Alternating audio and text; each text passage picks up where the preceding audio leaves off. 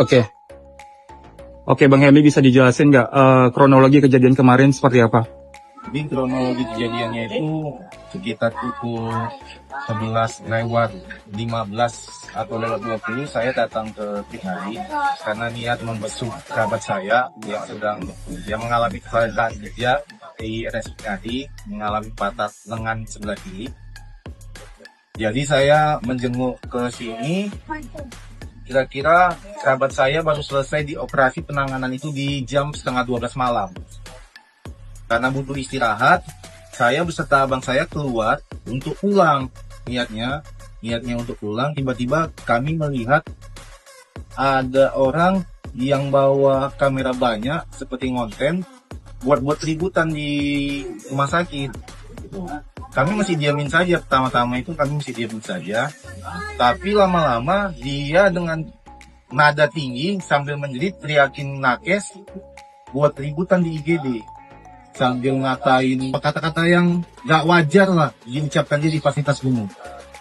Nah, abang saya refleks abang saya memberitahu dia bahwa saya nggak boleh seperti itu di fasilitas umum karena terganggu pasien, terutama kerabat kami yang baru saja selesai operasi di jam setengah 12 malam.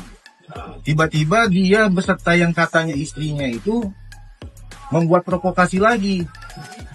Karena saya merasa dia itu jauh umurnya di bawah abang saya juga tidak terima. Makanya saya dorong dia untuk keluar dari rumah sakit. Jangan lagi membuat ributan di rumah sakit. Jadi saya tidak ada niat untuk melakukan kekerasan fisik. Kalau dilihat video-video itu, saya punya ruang untuk melakukan kekerasan, dia melakukan itu.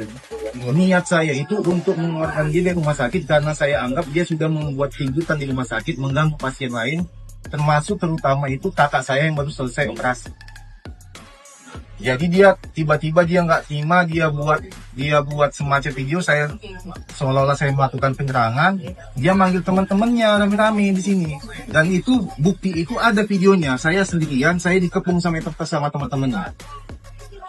Jadi dia duluan yang manggil mengerahkan massa untuk memprovokasi saya, dan saya punya rekaman videonya itu. Sampai akhirnya jam 12 lewat itu polisi datang untuk menenangkan situasi. Paling itulah kronologi sebenarnya yang terjadi.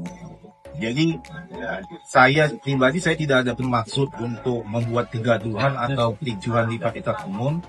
Saya niatnya hanya ingin membesuk kerabat saya yang sedang dioperasi karena kecelakaan kerja, karena beliau juga bekerja di rumah sakit mungkin lagi ini. Tiba-tiba ada kejadian ini, ya saya tentu kalau untuk harus meminta maaf, saya harus meminta maaf sama pasien dong. Saya tidak ingin meminta maaf di luar pasien, karena pasien yang pastinya sangat merasa terganggu dengan apa yang dilakukan oleh konten-konten kreator itu. Paling itu sih yang ingin saya sampaikan.